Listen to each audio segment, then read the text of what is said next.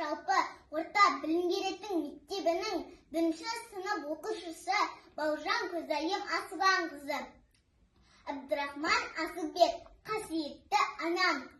Ана мені құрсағында көтергенде көңіліме от өрген. Менің бүкіл тірлігімнің төлеуі анашымның құрсағында өтелген. Ана мені орап алған жөргекпен, аялаған бесігінде тербеткен. Күн мұндай мейірімнен ананың өшпей туған қуат алып ержеткен.